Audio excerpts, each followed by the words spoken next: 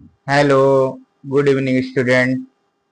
मैं हूं दीपांकर लहरी और आप सभी का एसडीएल क्लासेस में स्वागत है। देखिए, आज की ज्योग्राफी क्लास में मैं आपके लिए लेकर आया हूं अटलांटिक महासागर की जलधाराएं।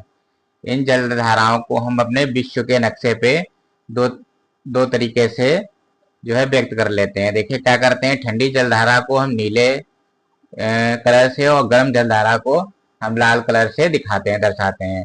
अब देखिए, इन जलधाराओं को दो भागों में बांट लिया, ठंडी जलधारा और गर्म जलधारा। अब हम देखते हैं जलधाराएं कहाँ से कहाँ तक चलती हैं और इनका चलने का क्या कारण है और किस कारण ये ठंडी और किस कारण ये गर्म कहलाती हैं। इनको आप अच्छे से देख सकते हैं इस नक्शे में। जो बर्ड का मैप है, इस पे मैंने लिखा हुआ है। देखिए, ये उत्तरी विस्फीटी धारा है, अफ्रीका के तट से पश्चिमी द्वीप समूह तक गर्म जलधारा है, पश्चिमी द्वीप समूह तक प्रवाहित होती है।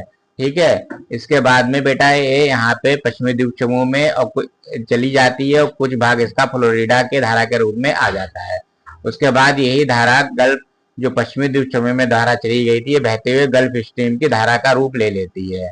ये धारा पछुआ पवनों के प्रवाह के कारण, यहाँ पे मैंने लिख भी दिया है, अटलांटिक उत्तरी अटलांटिक प्रवाह के रूप में बहती हुई नार्वे के तट पे पहुंच जाती है। नार्वे के तट के कारण नार्वे की गर्म जलधारा कहलाती है बेटा।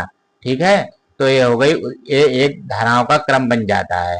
उसके बाद ये देखिए, विरुद्ध विस्फीटी धारा बहती है, जो कि विस्फीटी धारा के विरुद्ध बहती है, विस्फीत रेखा के, इसलिए इसको विरुद्ध विस्फीटी गर्म जलधारा कहते हैं। ठीक है बेटा। अब इधर देखते हैं, जो नार्वे की धारा हो जाती है, इसका एक भाग इधर दक्षिण की ओर आ जाता है, जिसे कनारी की ठंडी धारा कहते हैं, कनारी द्वीप के कारण। ठीक है बेटा। और ये पूर्व से पूर्वी ग्रीनलैंड की धारा आती है, ठंडी जलधारा, इसको पूर्वी ग्रीनलैंड धारा कहते हैं, इसके ग्रीनलैंड के कारण इसको पूर्वी ग्रीनलैंड की धारा बोला जाता है। इधर से बेटा लेब्राडोर की एक ठंडी धारा आती है, जो अपने साथ हिमशिला और हिमखंडों को लेके आती है। जहां पे गर्म जलधाराओं और ठंडी जलधाराओं का सम्मिलन होता है, वहां पर कुहासा और कोहरा हमेशा छाया रहता है। यहाँ पे बेटा बीच में एक सारगैसो सागर पाया जाता है, जिसको सारगैसो सी बोलते हैं। ठीक है। ये सारगैसो सी बिना तट का एक सागर है बेटा। इधर देखिए, इसके दक्षिणी तरफ ब्राजील की गर्म जलधारा पाई जाती है, फाकलैंड की ठंडी जलधारा पाई जाती है और पछुआ पवनों की प्रवाह के कारण पश्चिमी अफवाह की जलधारा भी पाई जाती है और वेनेजुएला धारा की ठंडी जलधारा पाई जाती है बेटा। ब्राजील की गर्म जलधारा का कारण ब्राजील का तट है, कारण है।